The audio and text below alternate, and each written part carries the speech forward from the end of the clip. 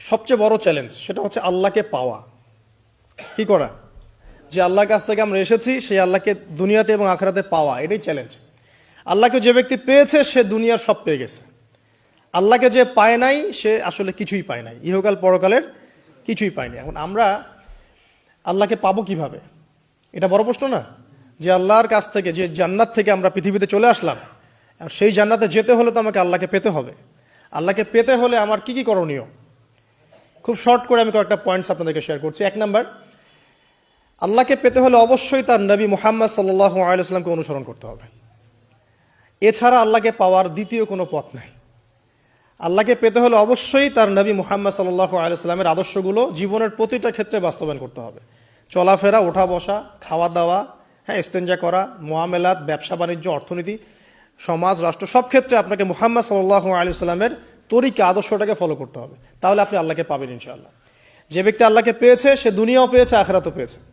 যে আল্লাহকে পায় নাই, দুনিয়াও বরবাদ, আখিরাতও বরবাদ। 1 নাম্বার তাহলে কি কাজ? আল্লাহ পাকের সর্বশেষ নবী মুহাম্মদ সাল্লাল্লাহু আলাইহি ওয়াসাল্লামকে অনুসরণ করা, তার আদর্শ মেনে চলা, 1 নাম্বার। 2 নাম্বার হচ্ছে 5 ওয়াক্ত নামাজ। আল্লাহকে পেতে হলে নামাজ লাগবে। নামাজ নাই, আল্লাহ নাই। ওয়াস্তাঈনু বিস-সাবরি ওয়াস-সালাহ, তোমরা সবর এবং সালাতের মধ্য দিয়ে আল্লাহর সাহায্য প্রার্থনা করো। আমরা এই জন্য নামাজে বলি ইয়াকা না'বুদু ওয়া ইয়াকা নাস্তাঈন, আমরা শুধু আপনারই ইবাদত করি এবং আপনার কাছেই সাহায্য প্রার্থনা করি। তো আল্লাহকে পেতে হলে নামাজের কোনো বিকল্প নাই। যে ব্যক্তি নামাজ পড়ে না, আল্লাহর সাথে তার কোনো সম্পর্ক নেই, নো কানেকশন। আপনি যে কোনো কিছু চাচ্ছেন, সেজদায় পড়ে আল্লাহর সামনে আত্মসমর্পণ করেই চাইতে হবে। ওয়াসজুদ ওয়াক্তারিব, আল্লাহ পাক কি বলেছেন? সেজদা করো, নিকটবর্তী হও। তো ব্যাখ্যা অনেক করা যায়। নামাজ না পড়লে কিন্তু মানুষ কুফরিতে লিপ্ত হয়। যে ব্যক্তি মান তারাকা সালাতান মুতাআম্মিদান ফাকাদ কাফারা, যে ব্যক্তি সালাতকে অস্বীকার করে, ফরজ নামাজকে অস্বীকার করে, সে ব্যক্তি কিন্তু কুফরিতে চলে যায়। ঠিক আছে? তারপরে বাইনা রাজুলি ওয়া বাইনা শিরকি ওয়াল কুফরি তারকুস সালাহ, একজন মুমিন বান্দা এবং অমুসলিমদের মধ্যে পার্থক্যই নামাজ। নামাজের বিষয়ে অনেক কথা আমি আগেও বলেছি, আপনারা শুনেছেন, অন্য আলেমদের কাছেও শুনেছেন। এক বাক্যে নামাজ না পড়লে ইসলামের রশিটা কেটে যাবে। মুআয বিন জাবালকে নবী সাল্লাল্লাহু আলাইহি ওয়াসাল্লাম বলেছেন যে যদি মান তারাকা সালাতান মুতাআম্মিদান, কেউ যদি সালাতকে ইচ্ছা করে ছেড়ে দেয়, ফাকাদ বারিআত মিন জিম্মাতিল্লাহ, সে ব্যক্তি আল্লাহর জিম্মেদারি থেকে মুক্ত হয়ে যাবে। তার উপর আল্লাহর কোনো জিম্মাদারি নাই, আল্লাহর নিরাপত্তা, জিম্মাদারি থেকে সে মুক্ত। তো 5 ওয়াক্ত নামাজ আল্লাহ পাক আমাদের সবাইকে জামাতের সাথে পড়ার তৌফিক দান করুন। এর পাশাপাশি নফল নামাজ বাড়িয়ে দেওয়ার তৌফিক দান করুন, এবং স্পেশালি তাহাজ্জুদের নামাজ যদি পারেন 2 রাকাত হলেও নিয়মিত তাহাজ্জুদের নামাজ পড়ার তৌফিক আল্লাহ পাক আমাদেরকে দান করুন। আর নামাজের বাহ্যিকতা নিয়ে এত বেশি ঝগড়ায় যাবেন না। এখন আমরা যত ঝগড়া নামাজের বাহ্যিকতা নিয়ে, হাত বাঁধা, রফুল ইয়াদাইন, আমিন আর পায়ে পা, এগুলো নিয়ে ঝগড়া শেষ আছে? নাই। ইসলামের বিরোধী শক্তিরা হাত ভেঙে ফেলার পায়তারা করে ফেলেছে অলরেডি। হাতই না থাকলে আপনি বাঁধবেন কোথায়? মনে করেন আপনার হাতই নাই, বাঁধবেন কি উপরে না নিচে? তো এই হাত তো ভেঙে ফেলার পায়তারা করা হয়েছে। এখন আপনি পড়ে আছেন বাঁধার কোন জায়গায় বাঁধবেন সেটা নিয়ে, অথচ পুরো বৈশ্বিক চক্রান্ত মুসলিমদের বিরুদ্ধে, হাতটাই ভেঙে ফেলে দিবে। তুই বাঁধবি কোথায় হাত? তারপর দেখবো। এখন এটা আমরা বুঝতে পারি না। এটা বোঝার জন্য যে জ্ঞান, ইলম, নূর দরকার, তা তো নাই আমাদের মধ্যে। এই জন্য আপোষের ঝগড়া নিয়ে পড়ে আছি। যে ছোটোখাটো যে ইখতিলাফি মাসআলাগুলো চলে আসছে দীর্ঘদিন থেকে, এগুলোর কোনো সমাধানে আসতে পারবে না কিন্তু কেউ। পক্ষে বিপক্ষে কথা চলতেই থাকবে কিয়ামত পর্যন্ত, ওইগুলো নিয়ে আমরা ব্যস্ত আছি। তো আমি রিকোয়েস্ট করব, নামাজের আধ্যাত্মিকত্বের দিকে ফোকাস করেন। নামাজের আধ্যাত্মিকত্ব কি? আপনি আল্লাহর সামনে দাঁড়িয়েছেন, দুনিয়ার সাথে এখন আপনার কোনো সম্পর্ক নাই, আপনি এবং আল্লাহ, মাঝখানে কিছু নাই। নামাজে যা পড়ছেন, সূরা ফাতিহা, অন্যান্য সূরা, রুকু, তাসবিহ, সিজদা, তাশাহুদ, দরুদ, অর্থ বোঝার চেষ্টা করেন এবং অর্থের দিকে ফোকাস করেন, আল্লাহকে পাবেন ইনশাআল্লাহ। সিজদায়, রুকুতে যখন যাচ্ছেন, আপনি চিন্তা করেন যে আপনি মহাবিশ্বের মহা শক্তিধর আল্লাহ রাব্বুল আলামিনের সামনে মাথা নত করেছেন। আপনি চিন্তা করেন যে আল্লাহ আপনাকে দেখছেন। এখন যখনই মানুষ নামাজে দাঁড়ায়, আল্লাহ পাক তার দিকে দৃষ্টি নিবদ্ধ করে, এবং যখন মানুষ এদিক ওদিক তাকানো শুরু করে নামাজে, আল্লাহ পাক মুখ ঘুরিয়ে নেন। হ্যাঁ, নামাজে ওই যে আমরা যে ডিজিটাল নামাজ পড়ি না, এখন ডিজিটাল মানে 4 রাকাত নামাজ 4 মিনিটে শেষ। এক রুকু করলে সেজদা পাওয়া যায় না, সেজদার তাসবিহ পড়লে আবার এদিকে দেখা যায় যে দ্বিতীয় সেজদায় চলে গেছে অলরেডি ওঠার আগেই। অনেক ক্ষেত্রে ইমাম সাহেবরাও খুব দ্রুত নামাজ পড়ান, অনেক দ্রুত পড়ান। এত দ্রুত নামাজ পড়াবেন কেন? নামাজ জামাতে পড়লে সংক্ষিপ্ত করতে বলা হয়েছে, কিন্তু এত দ্রুত তো পড়তে বলা হয়নি। এখনও দেখবেন মক্কা মদিনায় গিয়ে নামাজ দেখবেন, মাশাআল্লাহ, নামাজটা তাদের মাশাআল্লাহ, এটার প্রশংসা না করলে হক আদায় হবে না। নামাজটা অসাধারণ, ধীর স্থিরভাবে ফজরের নামাজ 20 মিনিট, 15 মিনিট, 20 মিনিট পড়াচ্ছে নামাজ, রিল্যাক্স। নামাজে দাঁড়ালে চমৎকার তেলাওয়াত হচ্ছে, আপনি ভুলে যাচ্ছেন নিজেকে। তেলাওয়াত হবে চমৎকার, এবং সবচেয়ে ভালো যিনি তেলাওয়াত করতে পারেন তাকে নামাজে দিতে হবে। রিল্যাক্সে নামাজ পড়বে। ক্ষেত্র বিশেষে আপনি শর্ট করতে পারেন, কিন্তু সবসময় কেন আমরা 4 রাকাত নামাজ 3 মিনিটে শেষ করে দিব? আবার নামাজের পর দোয়াটা হবে লম্বা, অথচ নামাজটাই ছিল দোয়া, নামাজটাই কিন্তু দোয়া। এখন সেজদায় আমরা যদি কান্নাকাটি করতে না শিখি, আল্লাহর সামনে আমি মাথা নত করেছি, এখানে নিজের মনের যত আবেগ, আকুতি, দোয়া, এগুলো আল্লাহর সামনে ঢেলে না দিতে পারি, এই দোয়া কালাম না শিখি, তাহলে তো নামাজের আধ্যাত্মিকত্ব অর্জন হলো না। সাহাবীরা কেমন করে নামাজ পড়তেন যে নামাজ পড়ার পরেও তাদের গা থেকে তীর বের করা যায়? কিভাবে তারা নামাজ পড়তেন? তাহলে নবী সাল্লাল্লাহু আলাইহি ওয়াসাল্লাম কিভাবে নামাজ পড়তেন যে নামাজ পড়ার ফলে তার পা মোবারক ফুলে যাইত? 1 রাকাতে তিনি 4 পারা কোরআন তেলাওয়াত করতে পারলেন কিভাবে? তো তাদের নামাজ আর আমাদের নামাজ, আল্লাহ রাব্বুল আলামিন তার রাসূলের মাধ্যমে একটা হাদিসে জানিয়েছেন যে এমনও অনেক নামাজি আছে, নাউযুবিল্লাহ, আল্লাহ পাক আমাদেরকে তাদের অন্তর্ভুক্ত না করুন, যে নামাজ পড়ার পরে আল্লাহ রাব্বুল আলামিন এই নামাজটাকে ওই নামাজের মুখের উপর নিক্ষেপ করে দেয়, তোমার নামাজের আমার কোনো দরকার নেই। আল্লাহ পাক আমাদেরকে হেফাজত করুন। ধীর স্থিরভাবে পড়েন, রিল্যাক্সে, তাড়াহুড়ার কিচ্ছু নাই। ওমা খালাকতুল জিন্না ওয়াল ইনসা ইল্লা লিয়াবুদুন, শুধুমাত্র আল্লাহর ইবাদত করার জন্যই তো পৃথিবীতে এসেছি। হোক না দোকানটা 5টা মিনিট পরে খুললে কি হবে? হ্যাঁ, জমিতে যান, জমিতে আধা ঘন্টা পরে গেলে কি হবে? যে আল্লাহ পাক আপনাকে বাঁচিয়ে রাখতে পারেন, সে আল্লাহ পাক আল্লাহর পথে সময় দিলে আপনাকে অফুরন্ত রিজিকও তো দিতে পারেন না? আপনি আল্লাহর হয়ে যান, বাকি সব আল্লাহ আপনার দায়িত্ব নিয়ে নিবে ইনশাআল্লাহ। আপনি নিজে আল্লাহর হয়ে যান, আপনার সব কিছু দায়িত্ব কে নিয়ে নিবে? আল্লাহ নিয়ে নিবে। তো আল্লাহ পাক আমাদেরকে ধীর স্থিরভাবে আধ্যাত্মিকত্ব অর্জন করে নামাজ পড়ার তৌফিক দান করুন, আমিন। তো দেখুন, আল্লাহকে পাওয়ার সবচেয়ে সেরা মাধ্যম কি? নামাজ। তার আগে বলেছি নবী সাল্লাল্লাহু আলাইহি ওয়াসাল্লামের অনুসরণ। আল্লাহকে পাওয়ার তৃতীয় একটা মাধ্যম বলে দিই আমি, সওম বা রোজা রাখা। অল্প সময় গুটিয়ে নিচ্ছি, সওম বা রোজা রাখা। রোজা কেন আল্লাহকে পাওয়ার মাধ্যম জানেন? কারণ রোজা রাখা অবস্থায় আমরা কিন্তু গোপনে পানাহার করি না, করি? আমরা রোজা রেখেছি, গোপনে কিন্তু পানি খেতে পারি, কেউ দেখবে না। গোসল করছেন, আপনি পানি খেতে পারেন, কেউ দেখবে না। লুকিয়ে লুকিয়ে আপনি কিন্তু খাবার খেতে পারেন, কেউ দেখবে না, বাসায় কেউ নাই দেখার, কিন্তু আপনি খান না। আপনি সবর করেন, সহ্য করেন, একদম সূর্যাস্তের সময় গিয়ে আপনি ইফতার করেন। এই যে কাজটা আপনি কেন করেন? কারণ আপনি ফিল করেন যে আল্লাহ আপনাকে দেখছেন। কেউ আপনাকে দেখুক না দেখুক, আল্লাহ আপনাকে দেখছেন। এটাই হচ্ছে ইহসান, এটাই হচ্ছে আল্লাহ পাকের মারিফতকে উপলব্ধি করা। আল্লাহ রাসূল সাল্লাল্লাহু আলাইহি ওয়াসাল্লাম বলেছেন, ইহসান হচ্ছে আন তা'বুদাল্লাহা কাআন্নাকা তারা, তুমি এমন ভাবে আল্লাহর ইবাদত করবে যেন তুমি আল্লাহকে দেখছো। ওয়া ইল্লাম তাকুন তারাহু ফাইন্নাহু ইয়ারাক, তুমি আল্লাহকে দেখতে না পারলেও বিশ্বাস করবে আল্লাহ তোমাকে দেখছেন। তো এটা রোজা রাখলে উপলব্ধি হয় না যে আল্লাহ আমাকে দেখছেন? এটা হচ্ছে আল্লাহকে পাওয়ার মাধ্যম। এই জন্য রমাজানের রোজা অবশ্যই রাখবো ইনশাআল্লাহ। পাশাপাশি এই যে সোমবার, বৃহস্পতিবার, বা এই যে মাসের 3 দিন আইয়ামে বীজের সওম আছে, 13, 14, 15, আরাফার সওম, আশুরার সওম বা নফল সওম, এগুলো রাখার অভ্যাস করলে আল্লাহকে পাওয়া যাবে ইনশাআল্লাহ তাআলা। আল্লাহ পাক আমাদেরকে বেশি বেশি সওম রাখার তৌফিক দান করুন। এবং আমাকে, আপনাদের সবাইকে বিগত জীবনে আমরা যারা বিভিন্ন সময় সওম রাখি নাই বা রাখতে পারি নাই, বা বিভিন্ন সালাত পড়ি নাই, পড়তে পারি নাই, এগুলোকে হিসেব করে আদায় করার তৌফিক আল্লাহ পাক দান করুন, আমিন। 4 নম্বর একটা মাধ্যম বলে দিই আল্লাহকে পাওয়ার, সেটা হলো তিলাওয়াতে কোরআন। কোরআন তেলাওয়াত যে যত বেশি করবে, অর্থ উপলব্ধি করে পড়বে, সে আল্লাহ পাককে চাক্ষুষ পাবে ইনশাআল্লাহ। মানে আল্লাহ রাব্বুল আলামিন একটা চিঠি দিয়েছেন, মনে করেন আপনাকে, আপনার একজন, কথার কথা এক্সাম্পল দিচ্ছি, যে আপনার কোনো একজন বন্ধু আছে অনেক দূরের কোনো দেশে, তা আপনি তাকে দেখেনও নাই, আপনি তাকে চিনেনও, মানে আপনি তার চেহারা দেখেন নাই, তাকে চিনেন না, তার সাথে যোগাযোগের মাধ্যম হচ্ছে আপনার চিঠি বা মেসেজ, ঠিক আছে?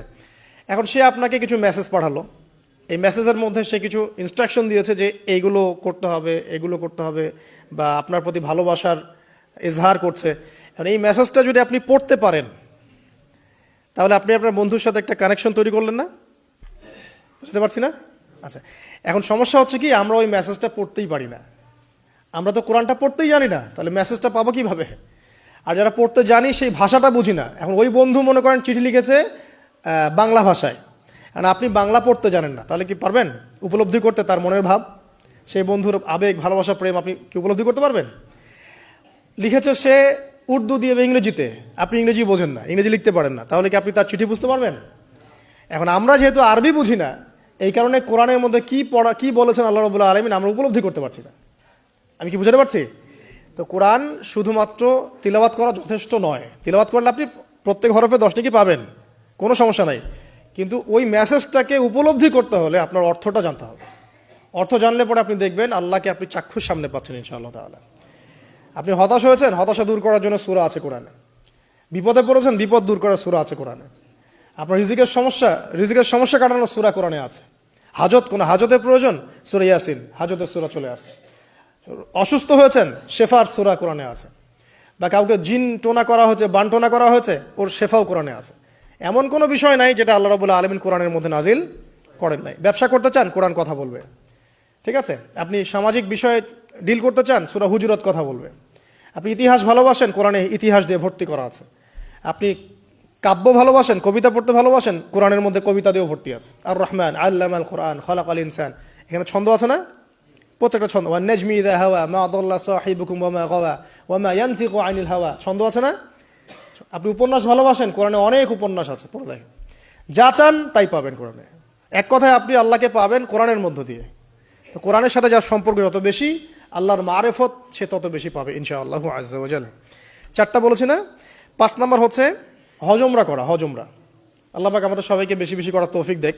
হজ এবং উমরা এমন কিছু কাজ আছে যে কাজগুলো সরাসরি আপনার সাথে আল্লাহ পাকে কানেকশন করাবে। আরাফার মাঠে যাবেন, ওই মাঠে কি কিয়ামত হবে না? আল্লাহকে চিনতে পারবেন এখানেই। তারপরে যে সাই করেন না, সাফা মারওয়া সাই করে, ওখানে গেলে আপনি বুঝতে পারবেন যে কিভাবে ইসমাইল আলাইহিস সালামকে পানি দেওয়ার জন্য তার মা হাজরা এখানে দৌড়দৌড়ি করেছেন। বাইতুল্লাহ দেখবেন, আপনি চিনবেন যে আল্লাহর তাওহীদ কি জিনিস। চোখে দেখার সাথে সাথে আপনার ভিতরে এমন একটা ফিলিংস আসবে যেটা ভাষায় প্রকাশ করা যাবে না। চোখে দেখার সাথে সাথে এমন একটা ফিলিংস আসবে, আপনাকে আমি এটা ভাষায় প্রকাশ করে বোঝাতে পারবো না। আপনি জানবেন ইব্রাহিম আলাইহিস সালাম এবং তার ছেলে ইসমাইল আলাইহিস সালাম বাপ বেটা মিলে রাজমিস্ত্রির কাজ করেছে। এটা আপনি জামজাম কূপ দেখবেন, পানি পান করবেন, আল্লাহকে চিনতে পারবেন যে এই কূপ তো অলৌকিক। এই কূপের মতো কূপ নাই পৃথিবীতে, এর পানি কখনো শেষ হয় না, এবং এই পানি খেয়ে মানুষ বেঁচে থাকতে পারে, খাবারের দরকার হবে না। দীর্ঘদিন পর্যন্ত এই পানি খেয়ে মানুষ বেঁচে থাকতে পারবে, খাবারের প্রয়োজন হয় না। তো এই পানির মধ্যে এমন কিছু উপাদান আছে যেটা মানুষের শরীরের রোগগুলোকে শেফা দিয়ে দিবে ইনশাআল্লাহ তাআলা আল্লাহর হুকুমে। তো প্রত্যেকটা কাজে রাসূল সাল্লাল্লাহু আলাইহি ওয়াসাল্লাম শহরে গেছেন মদিনায়, ওই মদিনার বাতাসটা আপনাকে বলে দিবে যেটা এটা একটা অন্যরকম শহর, ঠিক আছে?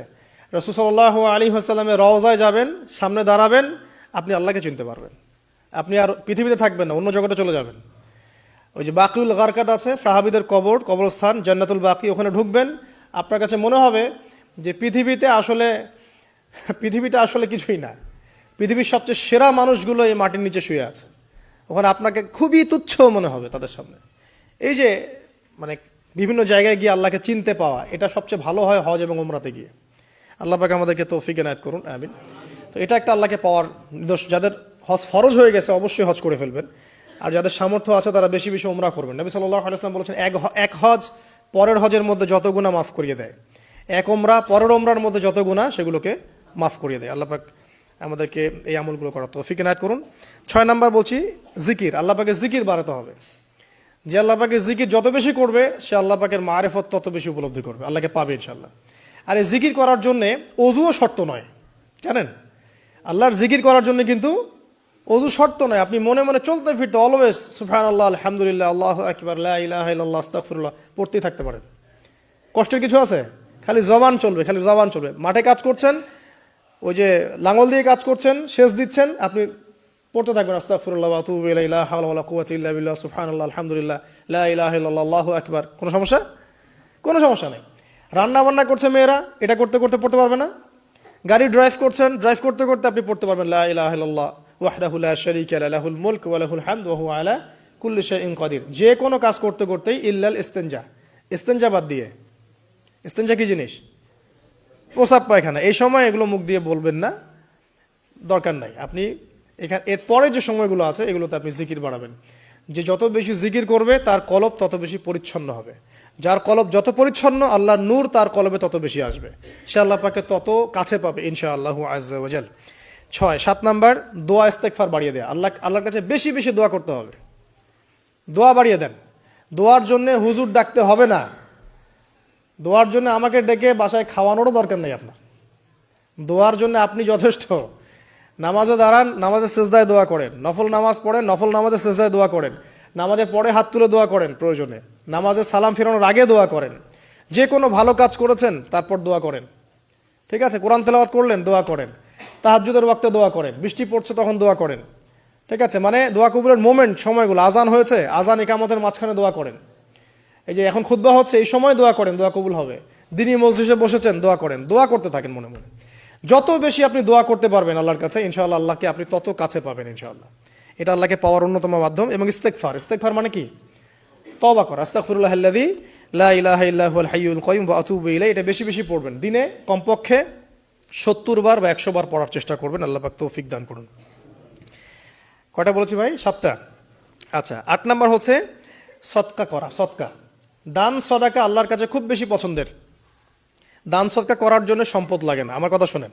দান সদকা করার জন্য সম্পদ লাগে না, কলিজা লাগে, মন লাগে। বহু বড় বড় মানুষ আছে দান সদকা করতে পারে না, কোটিপতি, জাকাত দেয় না, আছে না? আর বহু গরিব মানুষ ভ্যান চালায়, কৃষিকাজ করে, দেখবেন 100 টাকা দান করে দিল, মন থাকতে হয়, মন, কলিজা বড় থাকতে হয়। তো যাদের কলিজা বড়, মন বড়, তারা দান সদকা করতে পারবে ইনশাআল্লাহ। আর যার মন বড়, সেখানেই তো আল্লাহ নূর আসবে। সংক্ষিপ্ত মনে সংকীর্ণ মন, আল্লাহ নূর কোত্থেকে আসবে? কথা বুঝতে পারে নাই? তো দান সদকা বাড়ান। আপনি 1 টাকা দান করেন, 5 টাকা দান করেন, হালাল রিজিক থেকে 1 টাকা দান করেন, সেটা আল্লাহর কাছে অনেক বেশি পছন্দের। একটা হাদিসে নবী সাল্লাল্লাহু আলাইহি ওয়াসাল্লাম বলেছেন, হালাল উপার্জন থেকে আল্লাহর বান্দারা যখন একটা খেজুরও দান করে, আল্লাহ পাক সেই একটা খেজুরকে আস্তে আস্তে বড় করতে থাকেন, বড় করতে থাকেন, বড় করতে থাকেন। এটা এক পর্যায়ে পাহাড়ের সমান হয়ে যায়। এবং কিয়ামতের মাঠে মানুষ তার দান এবং সাদাকার যে ছায়া, এই ছায়ার নিচে অবস্থান করবে। আপনার বিপদ হয়েছে, দান সদকা করেন, বিপদ দূর হয়ে যাবে ইনশাআল্লাহ। জটিল কোনো রোগ হয়েছে, কোনো ডাক্তার ট্রিটমেন্ট করতে পারছে না, সদকা করেন, রোগ ভালো হয়ে যেতে পারে ইনশাআল্লাহ। সদকার ব্যাপক ফজিলত আছে। সদাকা, দান সদাকা, দোয়া, এগুলো তাকদিরের যে বিপদ আপদগুলো আছে না, ঝুলে আছে, আমাদের তাকদিরে বিপদ আছে না অনেক, এগুলোকেও সরিয়ে দিতে পারে আলহামদুলিল্লাহ। এই শক্তি আছে দোয়া এবং দান সদকার মধ্যে। আল্লাহ পাক আমাদেরকে বেশি বেশি সাদাকা করার তৌফিক দান করুন, আমিন। আর সাদাকা নফল না করতে পারলেও কমপক্ষে ফরজ যাকাতটুকু দিবেন, ফরজ যাকাতটুকু দিবেন। কারণ যাকাত, সদকা এবং ব্যবসা, এগুলো হচ্ছে ইসলামিক অর্থনীতির মূল ভিত্তি, এর সাথে কৃষিকাজ। আর দুটো বলে শেষ করে দেই। 9 নম্বর হচ্ছে আমর বিল মারুফ এবং নাহি আনিল মুনকারের কাজ করা, মানে সৎ কাজের আদেশ করা, মানুষকে অসৎ কাজে নিষেধ করা। এই কাজটা যে যত বেশি করবে সে তত বড় ব্যবসায়ী। কারণ কি, আপনার দাওয়াতে, আপনার লেকচার শুনে, আপনার বই পড়ে, আপনার নসিহত শুনে যদি একটা মানুষও দিনের পথে ফিরে আসে, ওই একটা মানুষের সারা জীবনের যে নেক কাজ, এই সমস্ত নেক কাজের একটা অংশ আপনি পাবেন ইনশাআল্লাহ। আবার আপনি কাউকে অন্যায় থেকে বারণ করেছেন, আপনার দাওয়াত শুনে কেউ সিগারেট ছেড়ে দিয়েছে, মাদক ছেড়ে দিয়েছে, জেনা ছেড়ে দিয়েছে, পণ ছেড়ে দিয়েছে, বা হারাম সুদ ছেড়ে দিয়েছে, ওই মানুষটা এখন সারা জীবন যত ভালো কাজ করবে, এই পুরো ভালো কাজের একটা অংশ আপনি পাবেন ইনশাআল্লাহ। এর চেয়ে বড় কিন্তু কোনো ব্যবসা নাই। এই কাজটা করলে আল্লাহ পাকের রহমত নেমে আসে, আর এই কাজটা ছেড়ে দিলে আল্লাহ পাকের গজব নেমে আসবে। যখন মানুষ ন্যায়ের আদেশ এবং অন্যায় নিষেধ ছেড়ে দিবে, আল্লাহর গজব নেমে আসবে। আর মানুষ যত বেশি সৎ কাজে আদেশ করবে, অসৎ কাজে নিষেধ করবে, আল্লাহর রহমত তত কাছে আসবে ইনশাআল্লাহ। আল্লাহকে পাওয়া যাবে ইনশাআল্লাহ তাআলা। আল্লাহ পাক আমাদেরকে তৌফিক এনায়েত করুন। আর সর্বশেষ একটা বলে শেষ করে দেই, সেটা হলো যে আল্লাহর দিনকে, আল্লাহর দিনের খেদমত করা বা দিনের কল্যাণে নিজেকে নিয়োজিত রাখা। আল্লাহর দিনের খেদমত করা বা দিনের কল্যাণে নিজেকে নিয়োজিত করলে আল্লাহ পাককে পাওয়া যাবে ইনশাআল্লাহ। এই পৃথিবীতে আল্লাহ পাকের সবচেয়ে গুরুত্বপূর্ণ জিনিসটা কি? নিয়ামতটা কি? আল্লাহর দিন না? এই দিন ছাড়া কি পৃথিবীতে আর কিছু আছে? একটা হাদিসে আসছে যে পুরো পৃথিবীটাই তো অভিশপ্ত। পুরো পৃথিবীটা কি? অভিশপ্ত। শুধুমাত্র দিনের এলেম অর্জনের জায়গা ছাড়া, তালেবে এলেমদের জায়গা ছাড়া, দিনী মাহফিলগুলো ছাড়া, যেখানে নামাজ হয় এই জায়গাগুলো ছাড়া, বাকি সব অভিশপ্ত জায়গা। তো এখানে পৃথিবীতে সবচেয়ে গুরুত্বপূর্ণ এবং ইম্পর্টেন্ট, আল্লাহর কাছে প্রিয় জিনিসটা কি? আল্লাহর দিন। তো আল্লাহর সেই প্রিয় জিনিসটাকে যারা এগিয়ে নেওয়ার চেষ্টা করবে, সেই দিনের খেদমত করার চেষ্টা করবে, দিনের জন্য একটা মসজিদ করা, একটা মাদ্রাসা করা, হ্যাঁ, একটা কোনো ভালো কোনো প্রকল্প করার চেষ্টা করবে, আল্লাহ পাক কি তাদেরকে রক্ষণাবেক্ষণ করবেন না? আল্লাহ পাক তাদের অভিভাবক হবেন না? নিঃসন্দেহ হবেন ইনশাআল্লাহ। এবং ইনশাআল্লাহ তাআলা তারা পৃথিবীতেও সফল হবে, পরকালেও ইনশাআল্লাহ তাআলা সাফল্যের চাদর তাদেরকে আঁকড়ে ধরবে ইনশাআল্লাহ তাআলা। আল্লাহ রাব্বুল আলামিন আমরা সবাইকে এই দুনিয়াতে আল্লাহকে পাওয়ার তৌফিক দান করুন, এবং যে কাজগুলো করলে পরে আল্লাহকে পাওয়া যায় সেই কাজগুলো বেশি বেশি করে করার তৌফিক আল্লাহ পাক দান করুন। এবং পরকালে আল্লাহ রাব্বুল আলামিন আমাদের গুনাহগুলোকে মাফ করে আল্লাহর রহমতের চাদরে আমাদেরকে আবৃত করে নিন। আল্লাহুম্মা আমিন।